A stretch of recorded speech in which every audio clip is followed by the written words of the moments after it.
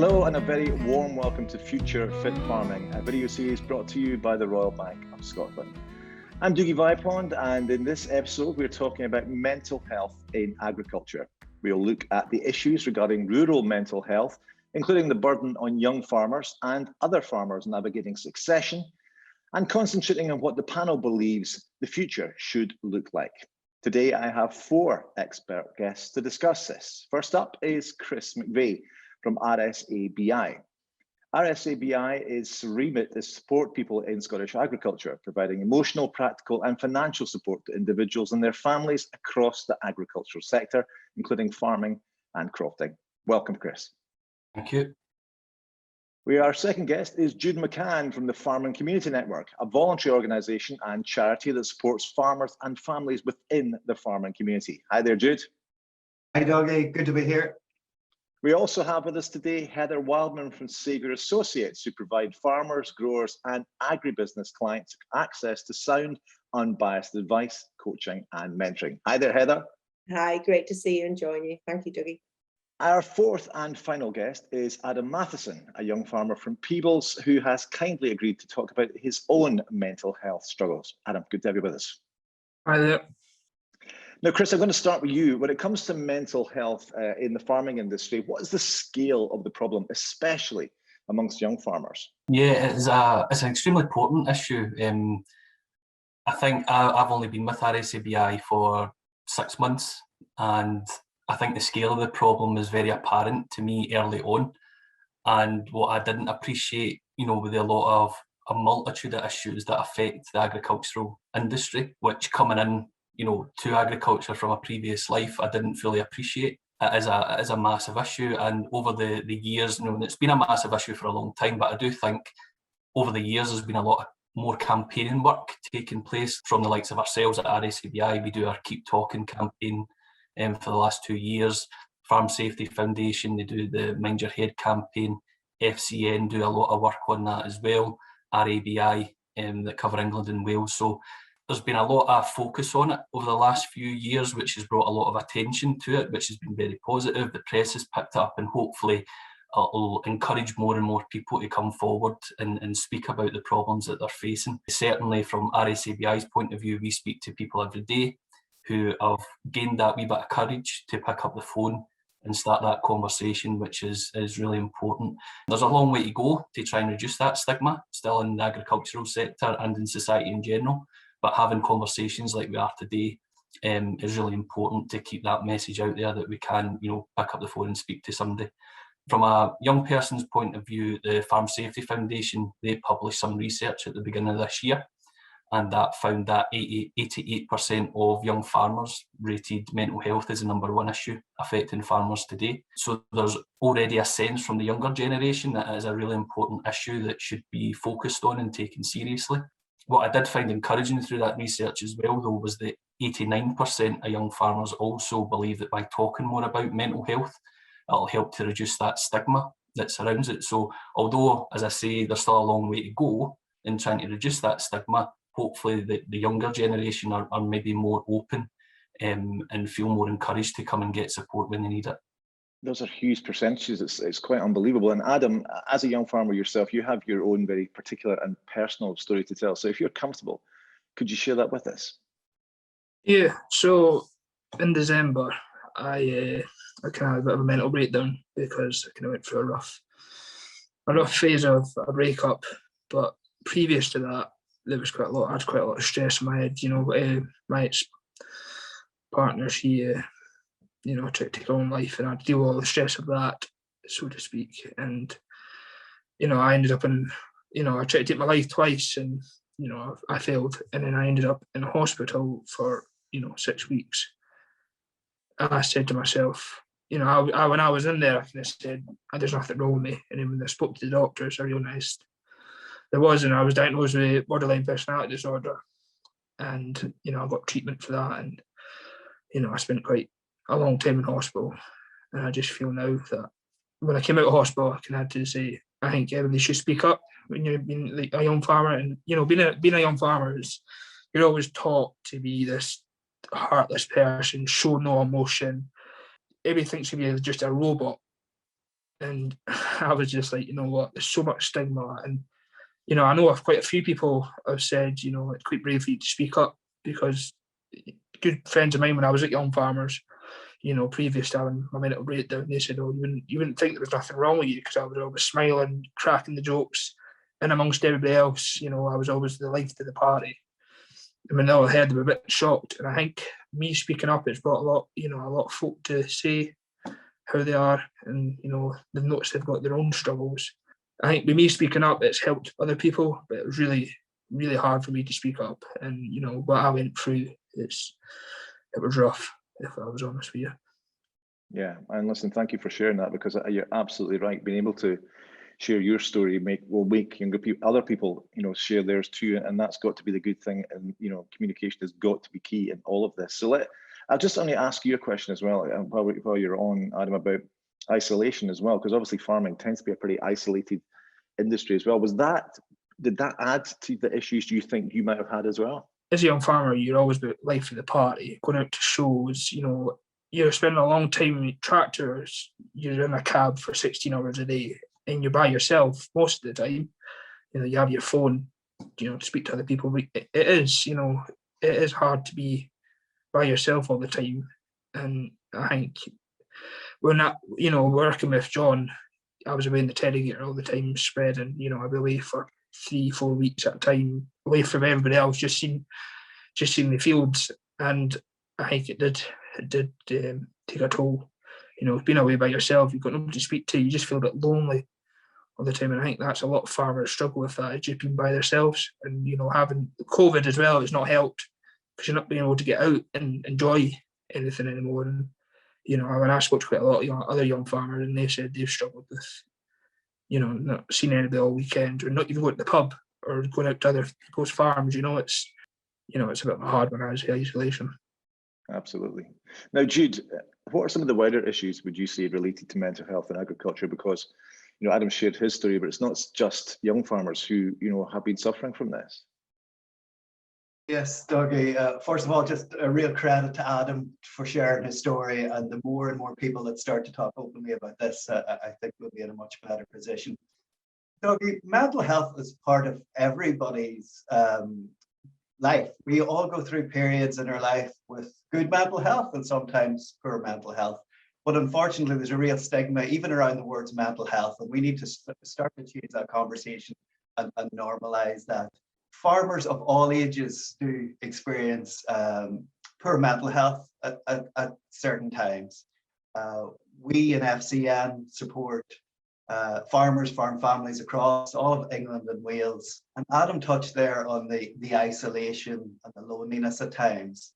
You know, farming has changed an awful lot from when I was a young lad growing up on the family farm, where we were working with our neighbours and our cousins, and certain times of the year there was a lot of activity and a lot of people involved on the farm. Technology has changed things considerably, so we're highly mechanised, and very often it's one person operating a tractor, you know, and this time of year, first cut of silage going in, working very, very long hours, maybe not eating very well as a result of the work demands. We just need to start talking more openly about this. And as Chris said in RSABI, you know, we work very closely with RSABI. We have made tremendous success, I think, over this past few years in actually starting this conversation. You know, 5-10 years ago, mental health or talking about suicide or other serious issues, it was something we all shied away with. We just didn't want to engage in it. Whereas now there's much more openness around these topics. And one of the key things that we have been doing over the last 6 months in FCN is an initiative called Time to Plan. So we're really starting to get people to plan for the future, look at succession, have those conversations. And Heather does fantastic work across the UK in this line of work. But you know, it all impacts our mental health. If we're not having those conversations about what's going to happen in the future, am I going to inherit the farm or should I go and do something else? You know, we need to start planning. We need to sit around the kitchen table, have open, honest conversations about our own mental health. And if things aren't going well, talk to your family, talk to your friends, or talk to an organization like FCN or RSABI. Absolutely. Now, Heather, given all these issues, what support is there out there for new entrants and young farmers actually joining the industry? I think now is an exciting a time to join agriculture and farming as there's ever been. There's going to be an awful lot of opportunities coming forward, but a lot does rely on the individual themselves of having the network and the contacts to be able to find the right doors to open. And I think industry are collaborating more than they possibly ever have done.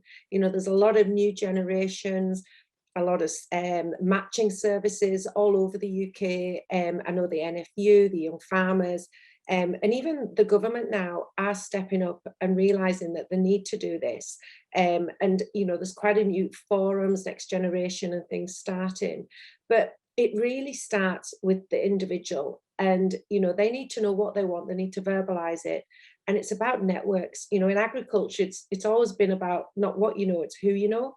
And it's what's your reputation as a young person, because we do see a lot of, you know, gung-ho young keen enthusiasts, but it is how do they set themselves up, how do they behave, what are their reputations, and really getting out there, getting work experiences within more businesses. It just opens more doors. But I think the industry is becoming more aware of it. I think we've still got a lot to do. But, you know, consultants, the auctioneers, a lot of these people, because a lot of the best opportunities are never advertised in farming, you know, and it really is. So it's about having your vision, your dreams, and then it's verbalizing it. And you know, been saying, oh, young Johnny, young Adam, young Jennifer, young Jane, you know, you two need to meet. Because I think farming is a real changing point now, and young people are going to see more and more opportunities, but it is about having the right network and building that, and not being afraid if someone closes a door on you to kick another door a bit harder. Well, Jude, I know that you are doing some work with the Federation of Young Farmers Clubs on mental health and resilience. So is this an important issue, do you think? Yeah, it's a hugely important issue, Dougie. So yeah, we're working with the Federation of Young Farmers, DPJ in Wales, DPJ Foundation. And really we're rolling out training over the next 2 years, actually. We're starting off online, as we all are having to do at the moment, but in the late summer, autumn time, we'll be doing more of this face-to-face in person. And really, it's a very positive training session around looking after our own mental health, looking out for our friends, our family, and, you know, what can we do to take steps to improve our own health and well-being and resilience. And, you know, and I think people are more open to discussing these topics. The more that we do interact with people of all ages around mental health and resilience, the more normalized it is. As Heather says, there's some of these difficult conversations that we tend to shy away from, but actually taking these steps, we're gradually starting to chip away at all of that stigma. Young farmers are a tremendous asset in all our farming communities and are supporting their whole community. One of the things that we're doing now, we're planning for post-lockdown an initiative called Reconnecting Our Farm Community. So we'll be working with young farmers and others. And we all know of people in our own locality or parish who've had a tough year. Maybe a loved one has died by COVID or other tragic circumstances on the farm. So it's just about getting that social interaction going again, and it's so important for all of us. I think, you know, the pandemic's not helped young farmers. You know, nobody's been able to get out to anybody, see anybody. The pandemic's not helped a lot of folk, and especially, it didn't quite affect me, but it did in a way, because you couldn't just pop round and see your friend to speak to them about something. It was just one of them that, if you want to take the risk, you take the risk, but it wasn't, you know what I mean? Sure. Dougie, can I just pick up on a point there that Adam raised? You know, it does take a lot for us to start to talk openly about some of these issues. And, you know, in FCM, we support about 6,000 farmers, farm family members every year who contact us, usually through our helpline. And we get more men than women contact us through our helpline. And, you know, as Adam says, sometimes women, you know, if you talk to other helpline organizations, they would say, or the majority of our calls are for women. So I think there's this change already happening. Sometimes it's difficult to speak to your own family or friends, And speaking to one of our volunteers, we have 450 volunteers across England and Wales who take the telephone helpline, but then will also go out and visit people in their own community. They'll meet in a local hotel, a cafe, or come around the kitchen table and have those conversations. But sometimes the issues don't come across always in that initial conversation. Sometimes it's on the second or third call that then you start to deal or get to the roots of some of the issues. So, I think it's what Adam is doing is just absolutely fantastic, because the more people that hear us talking openly about this, then it gives the rest of us permission to do the same. Absolutely. And Chris, I was going to ask you about, what other mental health challenges do agricultural workers face these days? But before that, I mean, what's your reflection on Adam and others like Adam who are sharing their own stories, and how that kind of helps with the work that you're doing too? Yeah, it's fantastic. And I think, just by having that courage to come forward and share a story like that, and what Adam said was interesting, when he was in, his place, poor place mental health wise, he realised that he wasn't the only one. And that is the most important thing I think people can realise, is that mental health, as Jude said, affects every part of society, and it affects us all at different stages in our lives. And so having that realisation that you're not the only one, the agriculture industry is affected by many problems, a lot out with their own control. It affects everybody within the agriculture industry, more or less, different degrees it will affect them. The same issues will be affecting them. And having that realisation that they're not the only one out there, I think is a really important message, because it gives people that courage and helps to reduce that stigma to pick up the phone to us at RSABI if you're in Scotland and just take that first step and just have a gab, have a blether. And as Jude says, by doing that, then more and more begins to come out during the conversation, and we can start identifying the more practical, emotional, financial support that we can provide. Sure. And what would you say are the wider, mental health challenges within agriculture and what the actual workers face then? Yeah, I mean, there's a lot out there that is currently impacting agriculture, as we all know, and a lot of that is out with your control, and I think a lot of our clients, and I'm sure Jude will be the exact same, people find that difficult, not being able to control, their how they can get on with their business and stuff. So the weather, for instance, at the moment, it's been a particularly cold start to berry farming, for instance. So that's meant that a lot of production is 2 weeks late, which is having a knock-on effect on the season, which is causing its own stresses in that particular area of the industry. So yeah, the weather has a big impact, even the way that the weather makes you feel, working outdoors all day, it's freezing, it's raining, MD would be miserable with that. It's these sorts of things that are out with their control. And then, very topical at the moment with Brexit and the impact of that, and the potential impact with trade agreements. We're already getting calls from people who are concerned about that and the impact that that's going to have within the industry as well.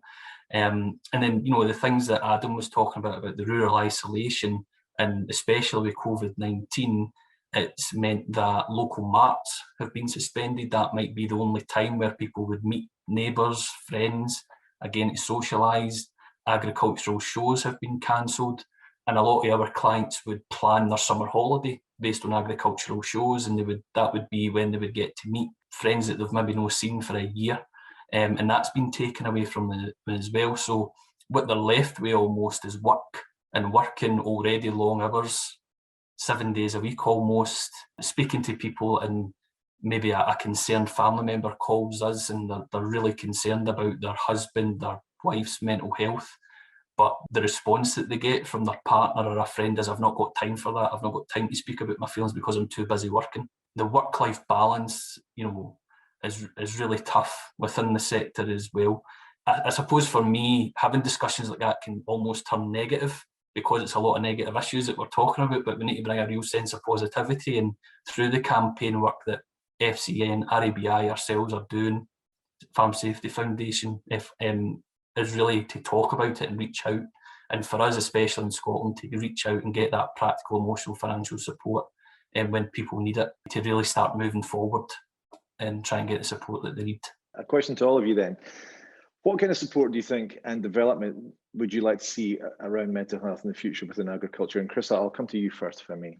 I think for me, we need to keep this sort of conversation going, and having chats like this and Adam coming forward is, fantastic, and it encourages hopefully a lot more people to come forward and talk. You don't want it to be a flash in the pan issue that is just topical at the moment. In 5 years' time, it's not going to be, because if we're all being honest with ourselves, the impact of Brexit still to be felt.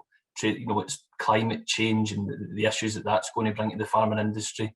It is going to be tough going forward. So mental health issues are going to be around for a long time, so it's important that we keep this conversation going. And as I say, it's not a flash in the pan topic that just happens to be topical now. We need support like the likes of putting these talks together, and continue to campaign on the importance of reaching out and speaking to people. Absolutely. Heather, the same question to you then. What kind of support and development would you like to see in the future? I'd like to see that farmers actively talked quite with pride that, I finished work at 5 o'clock, I have every other weekend off, I take 4 weeks holiday a year, because there seems to be this, well, you're lazy, you're a laggard, what call yourself a farmer, that's not farming. And if you're not working 24/7 and falling asleep in your soup when you go out for a meal, you're not committed to the industry. And I think we need to encourage more people to actually have a work-life balance, to take some personal account. We have only one life. Let's make it special. And let's love what we're doing, because I think there's a lot of people trapped in situations, in businesses and circumstances that just don't make them happy. But they're too afraid, because of the family pressure of legacy, to be the one to say, I need to go and do something else. I need to leave this business, and I think it's people being proud enough and saying, look, I want to earn 40, 50,000 pounds a year. I want to have holidays. I want to have weekends. I'm not going to get that from this business unless we change. And rather than just be miserable and not want to rock the boat. And I think we're getting more with that, with, there's wonderful what these organisations are pulling together. Great, like people like Adam speaking out.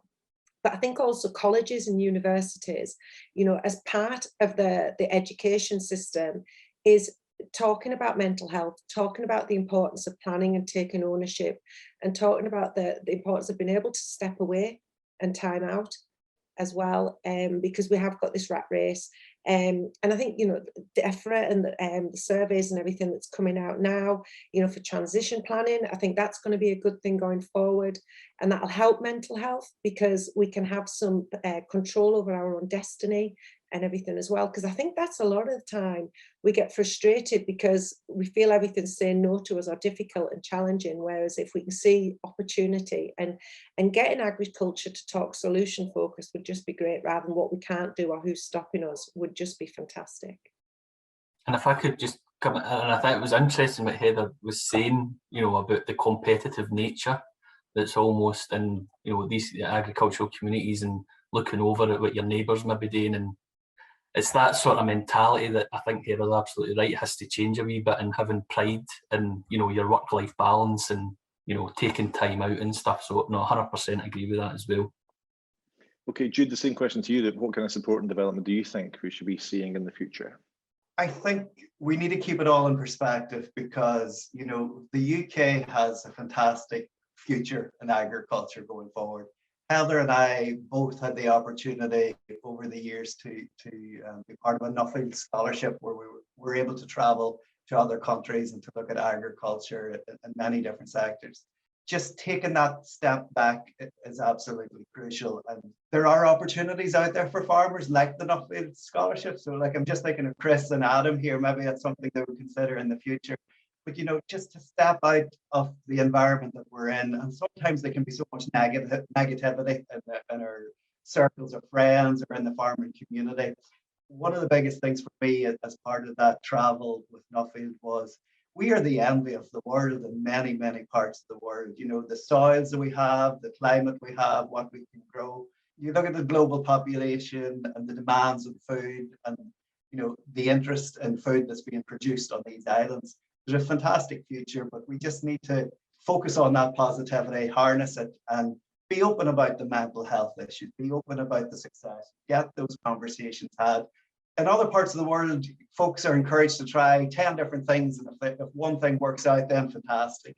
sometimes there's a huge burden on people. This farm was in my generation, in my family for so many generations. My dad was able to make it work. My granddad was able to make it work. You have to do what's right for you and your own family. It's, and as Heather says, with one life, just make the most of it.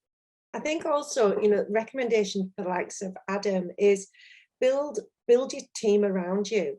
There's so much negativity, as we talk, there's a lot of moaning and groaning, but have radiators around you, people who lift you up, motivate you, stimulate you. And I think investing in yourself, there's some wonderful leadership programs. I know we've been doing the Cultivating Leaders, Adam, I don't know whether you're aware of that, and that time of getting away from work, getting away from the family, meeting with some like-minded positive people, like we got the privilege of Jude with the Nuffield, really makes you think, oh my God, how did you do that? You can do it. And you've got a support network that you're not feeling you may be needing to phone a counsellor or something like that, but you've got some young farmers who are like-minded that you can speak up and say, how did you get through this? What did you do? And realising you're not alone. And I think that is one of the real key things, is realising you're not alone, and there's always someone got your back and they'll say, come on, we can help you through this, talk to me. See, going back to what I was saying there about friends, I've definitely found out who my true friends are in life, and also the young farmers that support me as well. Speaking up, when I spoke to the Scottish farmer and spoke to Claire, she was saying, wow, I was so open and there was no bullshit what I was saying. It was blatant truth of what happened to me. It is a bit of a blur going back to it all, and it's like one of them, but I think back to it, and it is, when I speak to the young farmers, they've spoke to me and said, I am struggling, and you've always kind of got that messages of how are you doing, asking each other. And when I was in hospital, I met friends for life in there, because you're all in there struggling with life, but you're all helping each other through it. I speak to people that I was in hospital, because I spent quite a long time and they were discharged before me, but they all still speak. And when I was in hospital, I struggled to admit to my own best friends, people that would stand by me no matter what I did wrong. I struggled to say what was going on. I just said, I bet I had a mental breakdown, I've done something silly. And it did take me a while to, think it's okay to speak up. It's okay to tell your friends, because if they're not going to support you when you're going through such a time, they're not your friends, And there's a lot of that black and white of, boys should be boys, but speaking is a big thing in farming. And, and a lot of the Are You OK campaign, SYFC are doing, and they're trying to push, it is crucial to keep speaking. I'm lucky enough that I get to speak to my nurse every 2 weeks, and I've got my doctors on call if I need them. And I speak to my psychiatrist often.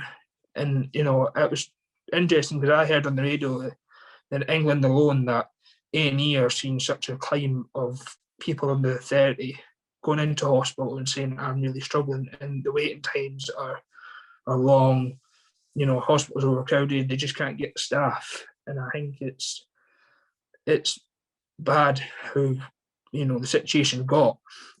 And I think we're very lucky in farming that a lot more bosses are now seeing that you have to ask your staff if you're okay. I went to college at Borders and made a big campaign about it. Radio Borders spoke about, my own mental health battle and stuff. And I think the more people that speak, it's going to get to the stage that it's just a normal topic. You could ask your friend in the pub, how are you doing? And they say, I'm feeling a bit crap. And you speak about it, when it's about 60 sitting around a table. There shouldn't be nothing. You should never be embarrassed to speak to your best friend. And, I've got scars on my arms and I'm not ashamed of them, because it reminds me of how far I've came, if I'm honest with you. And beyond that, beyond the circle of friends, Adam, what about the support structure within farming? What would you like to see which makes that conversation easier? Maybe if you can't, if someone is struggling and they feel that they can't speak to their friend or their family, what would you like to see in terms of the support going forward that would help everyone who's had a situation or be in a situation like you? See, a lot of folks say to me, what's Samaritans and stuff like that. And, my nurse says to me, and I said to him, it takes a lot to speak to a stranger. And I think if you've got a good structure of friends around you, and you should be able to go to your boss and say, listen, I'm struggling, this is what's going on. If your boss isn't willing to support you, then I think it's wrong. You know, in farming as well, you've got RSABI. And I think young farmers as well, they should be pushing for other guys and girls just to speak in groups, you know, having that somebody you can just text and say, I'm a bit struggling, you know. And so farming is such an older industry and it's kind of stuck in its ways. But, you know, I am seeing that it's now starting to come in a topic of if you're struggling, you're struggling. There's nothing to be ashamed of it. And I think that is crucial to keep going forward, is just keep speaking up, you know, like Chris said, it shouldn't just be one, you know, this is a topic now, you know, it should be every time, every month there should be that campaign of just keep pushing the campaign for folk speaking. If people keep seeing the campaign and see other folk speaking up, they're going to realise it's okay to speak up. It's nothing to be ashamed of. And it is, you know, it's okay to not be okay. You know, it's that crucial words that everybody keeps saying to me, that it's okay. You have nothing to be ashamed of. And I used to think I'm weak speaking up, you know, I'm not saying my problems. And now I'm just like, if I'm struggling, I just say I'm having a day, you know, this is what's going on. I need a bit of time to myself. And it's great. You know, my bosses at the minute, if I'm having a bit of an off day, they just say, you want a bit of time to yourself, just, you know, have a day off sort of thing. And I think that is crucial. Just bosses should be more open to saying, if you're struggling, just come to me. One of the important points that Adam just highlighted was around the gap in services. So one of the things that we find in FCN, and I'm sure Chris does in RSABI, we are coming across people who do need professional support, who do need counselling, psychotherapy, and we are holding people as best we possibly can while they're on waiting lists to access those services. I think we need to talk more loudly about the lack of some of these services in rural areas, because we don't have the large populations, or statistically it doesn't come up in deprivation indexes that these rural areas need additional services. I think we need to sort of stress to government that actually there is a gap there that we need to fill. And you know, there's only so much that us in the community and voluntary sector can do, and really those professional services. My ex-girlfriend, she phoned their doctors up, their GP, and they just kept messing about the tablets and saying, you know, just keep doing what you're doing. And I think getting a bit more GPs get involved in mental health, and you know, because like I'm lucky enough, my GP, when I said I'm struggling, they just jumped straight into referrals and tablets and stuff. And yes, medication isn't always the answer, but you know, there's some cases that medication has to come into play, and it is one of them that GPs are just trying to push them off the other services, but it's just one of them. The waiting lists are that long. You know, you've got the wellbeing service in Edinburgh do a lot of work with people, and services like that, they do help folk. I must admit. Ourselves at RSABI, you know, part of our services, if somebody is struggling with their mental health, we can offer counselling and support, you know, to get private counselling. But as Jude says, you know, there's only so much that third sector organisations, voluntary organisations can do. And as Adam's rightly pointed out, there is a strain on these services. So yeah, more has to be tried to be done. And especially with COVID-19, that's only going to exacerbate the problem, I think, as well. So there's going to be a lot of focus on that, or there should be at least anyway going forward. I just wanted to say as well, I think when we're talking about other services that could possibly be brought in, one of the highest stress things I think brings into a lot of family businesses when we've got the farm assurance and the audits and everything. A lot of people really panic. And I know there's maybe one or two people out there, but more support for people to do a pre-audit before the inspectors come in, I think would be really, really useful and take a lot of pressure off people that are not very, you know, computer literate or struggle with paperwork and everything as well. So I think that would really help, because that does seem to put a lot of pressure on families and businesses. I wonder if we could have a respite centre for burnt out farmers, that, you know, we can send them off to this wonderful oasis, and or even send them to someone else's farm, because, you know, farming someone else's farm is a lot more fun than farming your own sometimes. So doing like some home exchanges, because we always say, oh, we can't get away because who's going to look after the farm or the stock. But if we could maybe do some farm swaps, and you might realise just a change of scene is as good as a rest sometimes. So there could be some other opportunities for working smarter. Lincoln Showground, the farm manager's partners, part of that organisation, and she said that they've now created the young farmers, you go to about, I think it's 25, 28 sort of thing, and you're kind of just like left in the general population. And they've now created this organisational group, so to speak, that's like everybody under 35, you come together, you see each other's farms, you spend time, you talk about things if you're struggling. Basically, like all the young farmers I think if more people like the Royal Highland, if they can do something like that, I think we'll be going far, just for, a group that can come together maybe once a month or whatever it is. I can't remember what they do. What happens to the ones that's over 35? Because I can think of a lot of people in their 50s and 45s that's thinking, because sometimes it can hit you in different waves, can't it? I think it can hit you sort of mid to late teens, and then it can hit you as you've got children and family, the pressure and responsibilities, and then it can hit you later in life. So I think you bang on there, Adam. Young Farmers gives a great pull in community, a purpose. There's lots of mixing and matching and events and things. And then, then if you want to get into the NFU and things, there is all of that, but it doesn't tend to be as fun and as well, I shouldn't say that because it can be, I'm sure, but it can be a lot more political. Whereas if we could have some events and organisations, and I think the Highland Society has got a great opportunity to do something like that. So I'll certainly take that on board, Adam, and see what we can do. Yeah, because you got that new members hall, even like people meeting up. I find if you go stock judging, you get a good crack with folk. You're looking around other people's stock, you're having a bit of crack. You can see another way farms work.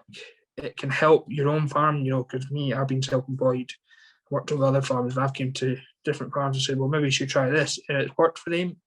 Seeing other people the way they work and how they do things, it just opens everybody's eyes up. And in this part where I am at the minute, we all work together. We cover about 1,900 acres, but, we all just work together to get the job done.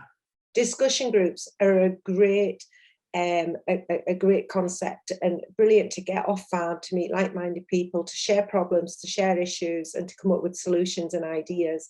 And you bang on, it's about getting off your farm, going on to somebody else's, and just seeing how someone else is doing it, and coming back rested and stimulated. I would love to have it brought in, with banks, because when you're farming abroad, a lot of guys have to have qualifications for farming, and they have to have a succession plan in place to borrow money. And I think if we had more of that, it would encourage the conversations in businesses as well. So the young people were brought into the conversations, they were brought into the business plan, they were brought into the vision of the business. And I think also, there's a lot of contracts now for farms, so we've got Tesco's, the supermarkets, we've got the abattoirs, loads of different ones, encouraging people to say, well, have you got a succession plan in place? Because when succession plans are in place, we've got innovation. We've got investment, we've got pride, we've got purpose, we've got energy, and it really drives the whole industry and the sector forward. So if we can get more sectors saying that, we have to have this conversation, families, rather than being forced to, there'll be more people going through it in an earlier stage before there's problems, rather than the fallout and there's a clash and everything. I think it's quite hard to get into farming as well nowadays, because like you said, if you don't know somebody, you don't know names, it's hard. But a lot of I was looking at stock, and they said, they're looking for apprenticeships. And I think, bringing folk into farming that may not have any idea what they're doing, but if you wanted to teach somebody, myself, I was brought up in the countryside, and then I got onto a local farm, and he taught me everything, and I went onto somebody else's farm, and they taught me everything I know now. And I went off and explored, worked around the country, over in Ireland, and try to get that experience. It's hard sometimes because nobody wants to try and take a risk with a young person, and I think it is just trying to get that foot in the door. It's the hardest thing. A lot of folk want to try and start up their own businesses. They just can't get the funding and all the rest of it. A huge thank you to all my guests on Future Fit Farming today, brought to you by Royal Bank of Scotland. If you or anyone you know has been affected by a mental health issue, information will be displayed on screen at the end of this episode. For more up-to-date agricultural content, go to Royal Bank Business Hub /agriculture.